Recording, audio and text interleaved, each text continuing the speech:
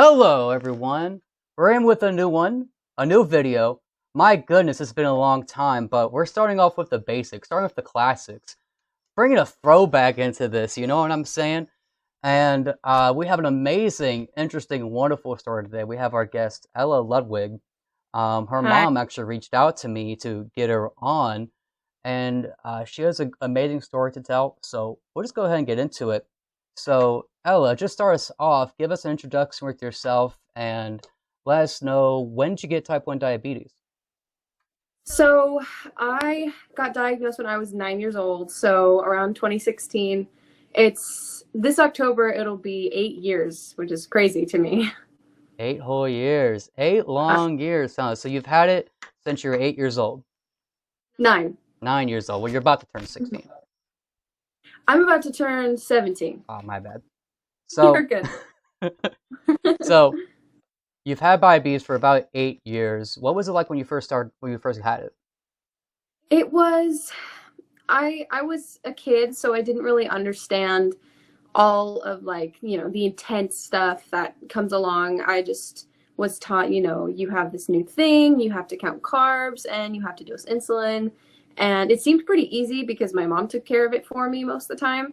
But when I started getting into it myself, it got a lot more difficult. Mm-hmm. And I kind of lost the motivation for taking care of it, if you know what I mean. I understand. Yeah, I know Yeah. what that's like. When I was a kid, I was very independent with it, and uh, I would always tell my mom, "No, I want to take care of it." But when I would want to take care of it, I'd be very unmotivated because it's so difficult the way they tell you to Yeah. do it. hmm Yeah. It makes everything like so complicated with all these different numbers. It's just if if you take some things away, I mean, it gets a little easier. Were you not able to manage it very well at first? Is that why it wasn't very motivating? Yeah, I can't imagine what my mom must have gone through, but we just I was mostly high all the time, because we still hadn't like figured out our ratios for like dosing for highs and like my carb ratio and stuff because I was going through growth spurt, which the hormones from going through growth spurt definitely do not help with diabetes whatsoever. But we got the hang of it soon enough. Yeah, especially going through puberty. I mean, going through growth spurt, going through all that. It can be very hmm tough on numbers. It gets very unpredictable. Yeah. Were you following just a standard approach at first? What were you doing? Yeah, standard approach. I thankfully had made a couple friends from diabetes camp, who, I could watch how they do it. And we were all just kind of doing it the same. We all had the same kind of insulin too. We all had Humalog, which was cool. And sometimes my friends who had T-Slims, if I was out of insulin, we would just borrow pumps and like plug in and stuff. It was the good old days. But yeah, just the standard approach, counting carbs, dosing insulin, that kind of thing. And that didn't work so well, unfortunately. You're still having these high numbers. Yeah, yeah, no matter what I did, I couldn't get anything under control. My A1Cs they were I went from like a 9. I was around the 8s to the 9s, and I didn't understand since I was a kid that that wasn't normal. Yeah, I mean, they kind of tell you that's normal, you know. Oh, 8 to 9, that's totally fine. That's what my doctor would tell me. My blood Yeah, sugars are high. I'll get, yeah, I'll get, I'll get sayings like, and this is stuff that really messed me up. Oh, I have kids that are 13. yeah. You shouldn't really be And they telling me this, laugh at but yeah. yeah, I understand it. It seems normal when you don't know how to manage it. So Mhm. I understand now you're very low carb. So what exactly changed? Everything. Oh my gosh. A couple years ago, my mom, I'm not sure how many, I think it was almost 4 years ago, and I don't remember how she found out about it. I have to ask her, but she found about this carnivore thing and or ketovore kind of thing. And I had just been diagnosed with another autoimmune disease, hyperthyroidism. So they were telling us that I had to take medication or else, I was gonna have like bad things happen to me, all the symptoms were gonna happen and stuff because I was having bad symptoms. And she came to me and she was like, "Hey, I want to try this approach. We could either take the medication and or we could try this new diet. And it's very restrictive, blah, blah, blah. You know, we were in the new stages of it. But I decided to try the diet, and that was about almost 4 years ago. And ever since then, my blood sugars have been, it's funny because they're a flat line, but the term flat line kind of, you know, makes people confused. But, you know, your blood sugars are supposed to be a flat line. So they're amazing. My A1C now, I think, is 6.4, but I'm aiming for 5.0. Wow. I mean, Yeah. 6.4, especially for someone your age, is very commendable, you know, and the fact that the blood sugars are flatter too. So you're saying there's a lot less peaks and dips, right? Huh. Well, it's interesting because in the beginning of doing low carb, I was going from such like high carb levels to, you know, like barely any, like maybe like 10 a day. And so I was a lot more sensitive to insulin all of a sudden. So I kind of had to change my ratios a little bit, Yep. which we got the hang of. And then recently, I eat so much protein, and I didn't realize until recently. I forget whose video I watched, but there's a video I watched, and the guy was like, "Yeah, I have to dose for protein," and I'm like, "I've never heard of that before." So I've been trying to kind of get that on lock, like dosing for protein. So we're still figuring that out. So recently, I've been having a couple like low mountains, and I've been having to like take glucose tabs for being low, but we'll figure it out. It's hard to get the dosing right. Um, Hmm. and I mean, especially, are you still using Humalog or are you trying to order Yeah, insulin? Okay, okay. I'm doing Humalog. All right, all right. I have some videos on that. I can link them to you if your mom hasn't already Oh linked it to yeah, them. yeah. But anyway, don't not it's not about me, it's about you. I want to ask, you brought the hypothyroidism, and I was actually thinking, well, you're probably too young to have any major complications, which is why I didn't really ask. But you did have this hypothyroidism develop, which who knows, that might have been partly by diabetes, could have been genetics, who knows. Um, but was that the main thing that happened to you within the 8 years that you had it, or did anything else happen? Um, no, I mean, I've always had like just like a normal like diabetes like symptoms of just the blood sugars. Nothing autoimmune like has ever happened to me before, except for maybe like a little bit of asthma. Um, like, but that's what is it like fur induced? Right. So I that happened like a couple years after I was diagnosed with diabetes, but the hyperthyroidism was definitely what like set us off onto the low carb. So did the hyperthyroidism improve ever since you started this new diet? Oh my gosh, yeah, oh my gosh. So I get so excited about this. Okay, so Go on in. my levels, so my blood work when I was diagnosed with hyperthyroidism, um, man, I wish I had all the numbers of the years that these things happened. I have a really bad memory, but That's fine. when I was diagnosed with hyperthyroidism, my blood work, they saw it in my blood work, and my levels were really high, right? And so, what's the word? Continuously, every like 3 months, I was taking my labs, and continuously with doing low carb, they went down. The levels went down, down, down. And my doctors, when I was first diagnosed, were like, yeah, you know, I asked them like, is there any way that I can, you know, get rid of this? Is there anything like besides, you know, medicine that will heal this? And they're like, nope, nothing at all, nothing. And you're kind of, you know, stuck, and it's either this or, you know, go through what's it called? They said that I would go through thyroid storm, which sounds really scary. That does. So I was pretty anxious about that, and the anxiety from them telling me that I kind of was stuck kind of induced those like hyperthyroidism attacks and flare-ups and stuff like that. So because I would get like anxiety attacks from it, and but continuously down the road of doing low carb, those just went away, and the levels, they were like, I don't know, like this is crazy to us that all of a sudden you don't have Graves' disease, and soon enough they were like, you don't need the medicine anymore, and I'm like, I never took the medicine. I did not. Isn't that Yeah, amazing? You it's don't awesome. get hearing the phrase, you don't need medicine anymore. That's got Yeah, to be a game changer. it makes me so happy. Like the more, like just whenever I think about it, I just go like pat myself on the shoulder, thank my mom. Like all this low carb stuff, like, thank goodness she introduced it to us, because, like, oh my gosh, I don't know what I would do without it. I mean, I never had any major complications like that, but I'm thankful as well just for the level of control that I'm able to get. Hmm. And it's what a wonderful thing to hear that. I mean, I'm pretty sure hyperthyroidism, that's something that sticks with you for life, no? Yeah, I mean, that's what they told me. They were like, you know, you're gonna have this for the rest of your life, unless you take the medications, For life? which, yeah, yeah. And I'm like, there has to be a way out of this, and there was. And what was I gonna say? They were the medications that they wanted me to take.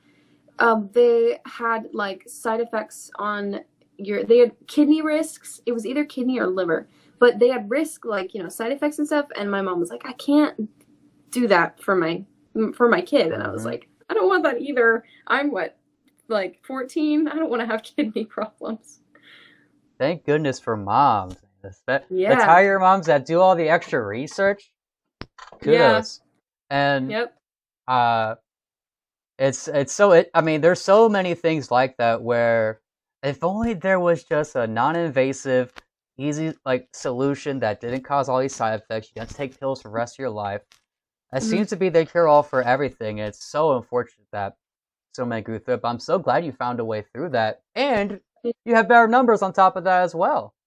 Yeah. So It's what crazy. oh sorry, go on.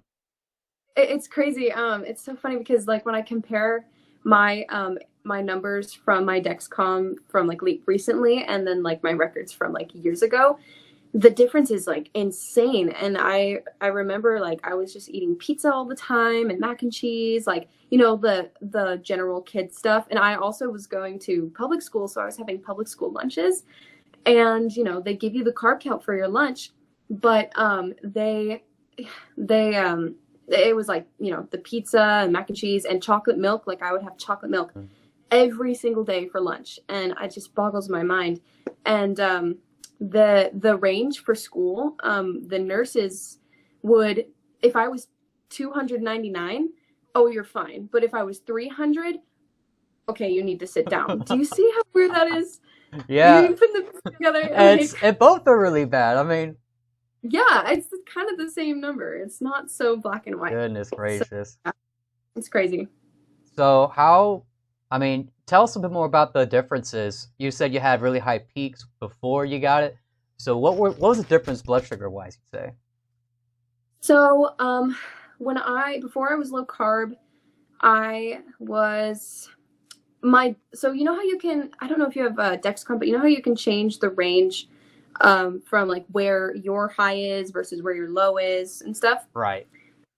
So my range was within like 80 to like 250, and when I got around 250, that is when it would alert me and say like, hey, you need a dose. So I was in between those for like years and years and years.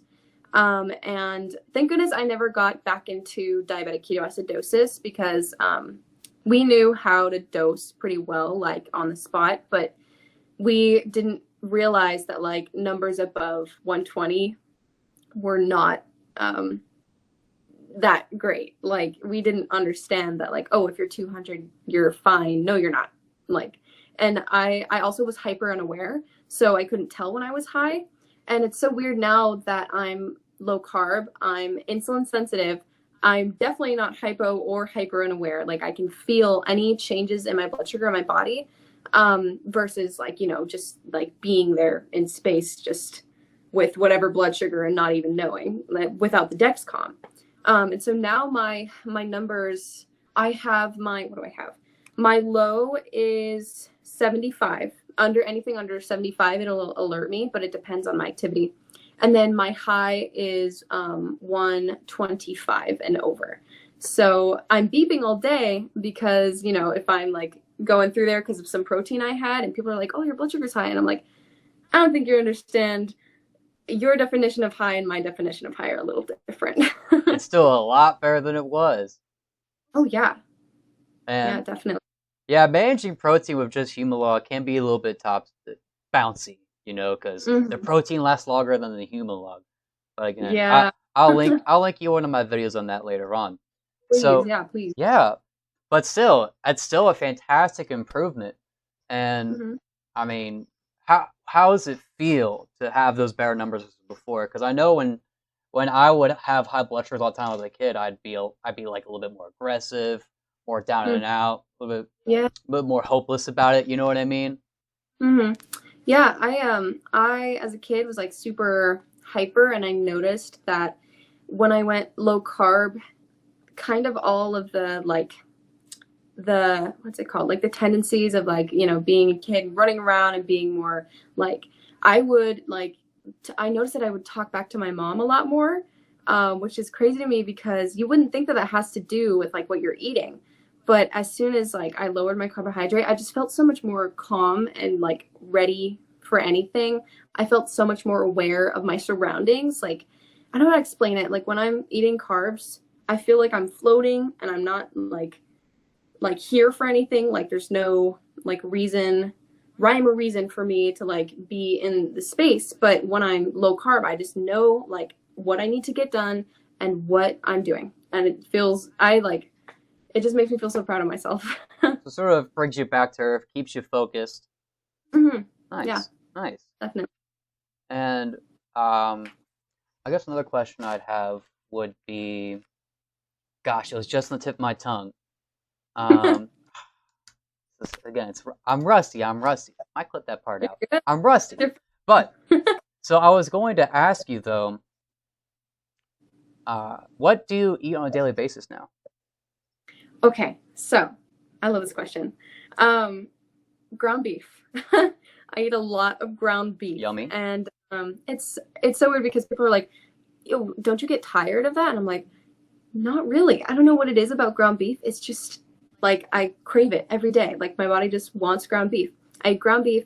I eat eggs in all different forms, scrambled, over easy. I mix heavy cream with eggs, and I make like this really good egg pudding, and bacon, and I will sometimes cheat and have a little bit of salad because I do like salad. What salad? I know. I know. Once a month, I will treat myself to salad, and it's funny because you wouldn't like expect like, oh, I'm eating a salad, I'm cheating on my diet, but salad's good. I mean, like if you put eggs and bacon and some blue cheese on top, like that's good. So that's the only time that I'm not eating like an animal-based diet most of the time. So at 16, I would never have thought that I, would have like such a strict diet, but it's so easy. Like it's not complicated. I'm not spending all this money on like boxed dinners and food from the store.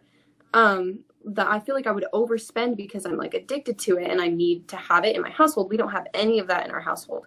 All we have is stuff that makes us feel good so that we're not tempted to like go out and get that kind of stuff. And even when I'm at the store, I'm like in the aisles where I'm like, there's candy on one side and chips on the other side. I'm not tempted whatsoever unless I'm looking at the bag of pork rinds on the bottom. Pork rinds. I love pork rinds. Mm-hmm. So like it's so easy now, and it's funny when I tell people like about the way that I eat, they get concerned because of, my age and like, the history of, girls wanting to go on a diet, but I'm not going on a diet. This is my diet, and this is the way that I eat to feel good about myself. And like, there's nothing I would change. I totally understand. Diets are temporary. I've been eating very low carb for what, since 2016. It's been probably around Wow. 7 years, and Huh. I don't have any inclination to stop anytime soon, because Yeah.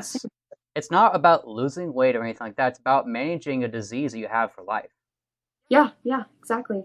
Yeah. That's just one of the benefits is your body kind of getting back into like the normal cycle of what it's meant to do, like keep yourself healthy, and it's boosting all like of your immune system. Like people think that going on a diet is for losing weight and like getting fit and stuff, but that's just one of the benefits.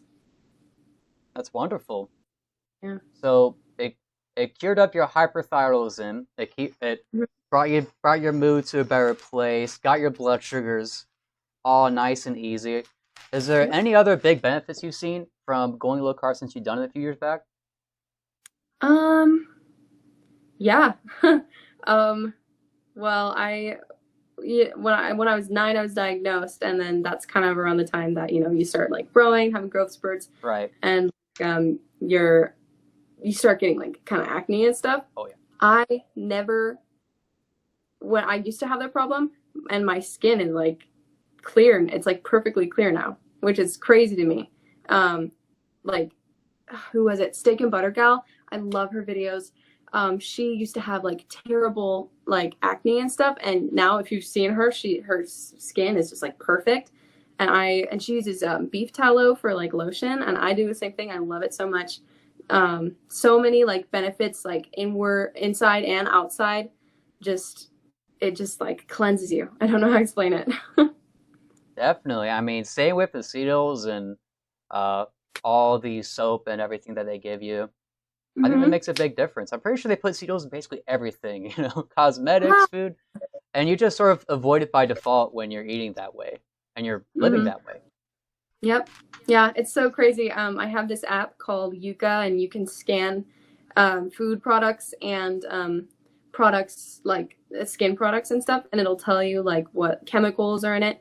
And on like the food section, if you scan like, let's say you scan like a jug of milk, it'll give it a bad score because the cholesterol is high or something.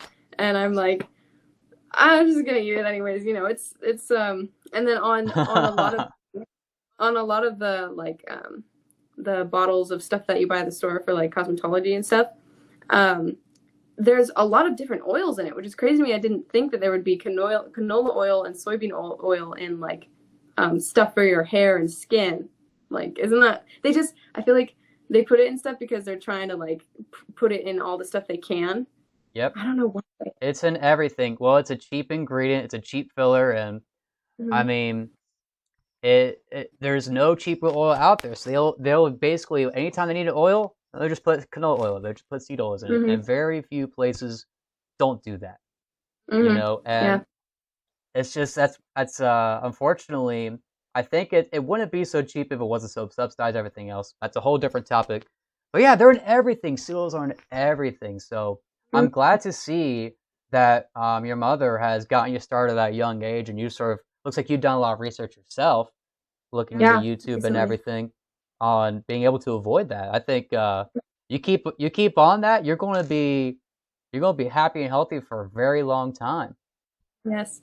It makes it, I want to like get this message out to people. I want to help people, like if they're having like problems like health wise. I want people to know that this is an option, because nobody tells you that it's an option, and you have to figure it out yourself. You have to go like through the suffering of like, getting diagnosed with all this stuff, having doctors telling you, like you're stuck or stuff like that. And I just want people to like know that it's an option and you don't have to be stuck. There's a better way. And Mm-hmm. that's what these interviews are all about. That's what Tame Type 1 is all about. I'm so Yeah. happy to be back doing it with you today. I mean, Yeah. this is definitely going to help get the word out for sure. Um, Yeah. you know, should I bring this up in this interview? Screw it. I'm bringing it up. Your Okay. mother did mention that you might want to do your own videos. Is that true? Oh my gosh. Yes. Okay. Yes. I don't know what to call my channel yet, and I don't know what I'm going to be doing, but I've grown up watching like Dr. Barry and Nisha, Laura Spath, Stick and Butter Girl, all those cool people, Lily Kane. And and Homestead How. I they've inspired me to just, get my own stuff started and maybe do like what I eat in a day, or like, then versus now, diabetes. And because I want people to see me as I don't know how to explain it. I want to be a role model for people who are getting into this, and I want to give advice and, things that I've learned along the way and things that I'm continuing to learn, as, the science is moving forward and stuff. I'm really excited. I don't know what I'm going to name it or what I'm going to do, but we'll see. Well, the way I see it, the more, and again, this is why I do the type 1 diabetic interviews. The more people out there bringing to the chorus, you know, the information on using low carb and using the different ways you eat and everything to manage your diabetes in a new way, in a way that you might not have heard before.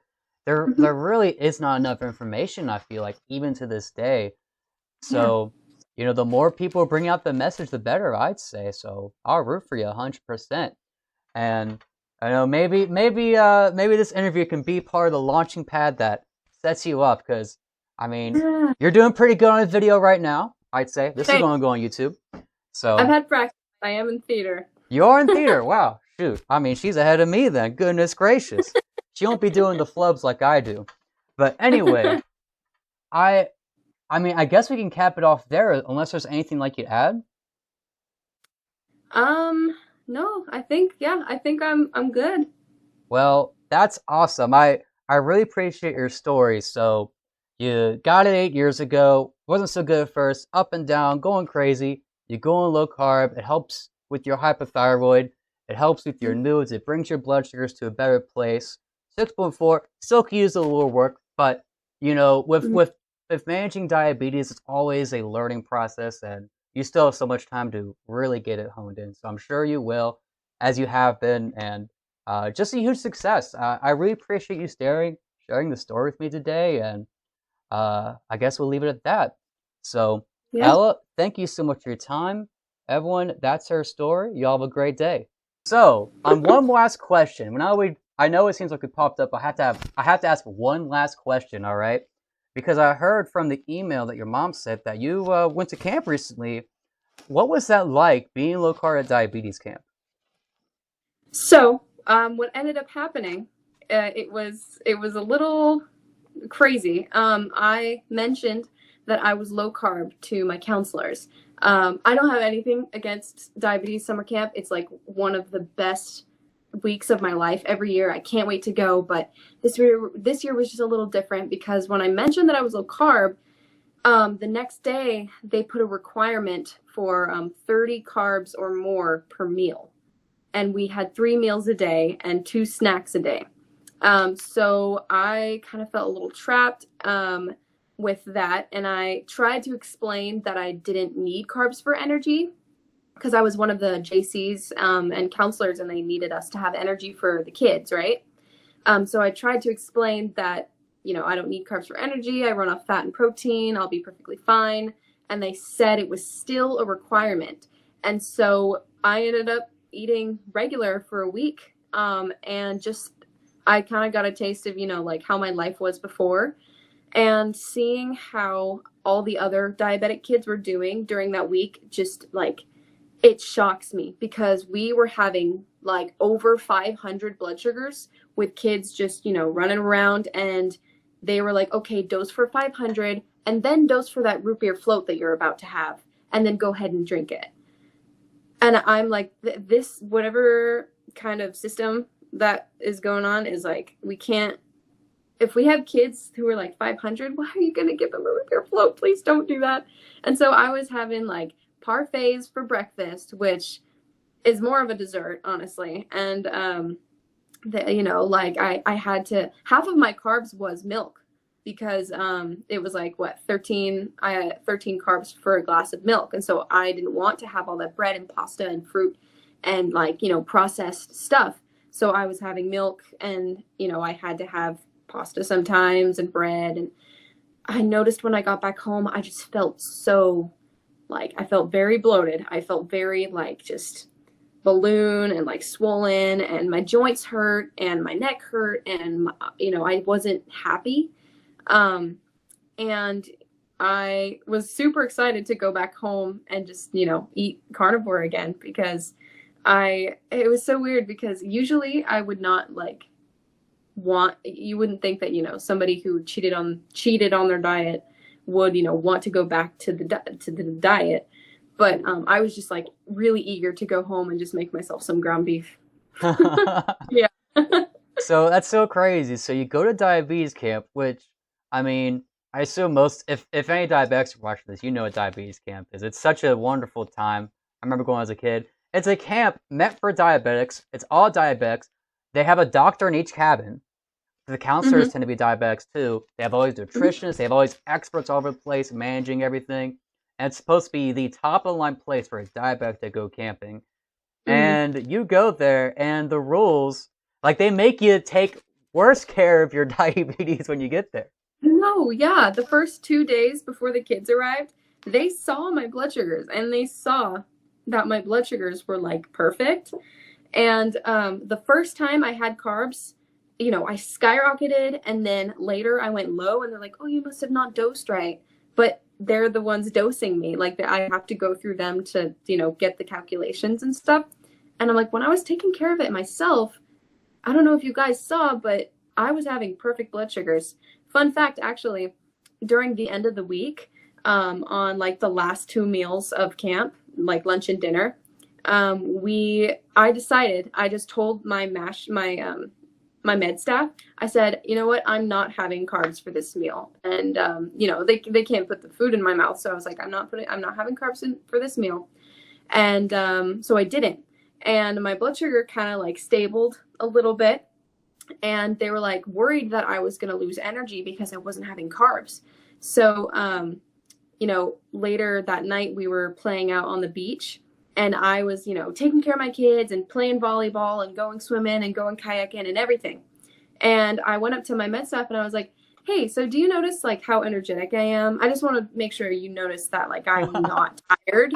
And she's like, yeah. And I'm like, so I didn't have carbs for lunch, so I'm not having carbs for dinner either. So, and she was like, okay, if that works for you. So that's what I'm doing next year. Prove the example. And I mean, Mm-hmm. the good news is the older you grow, the more autonomy they tend to give you. So you're Yeah. probably better off. But imagine if you were low carb doing that, if you were trying to do that, 3 years ago, and Mm-hmm. you really have no autonomy. You're under the counselor, you're under the staff. I'm Mm-hmm. it's gotta be so difficult to management. And I actually did counseling at a diabetes camp for one summer recently, and I felt Mm-hmm. that way. I felt like, well, I can do this because I'm an adult. I can bring my own food if I want to. I can do whatever I want. But these kids, Yeah. they don't really have another option.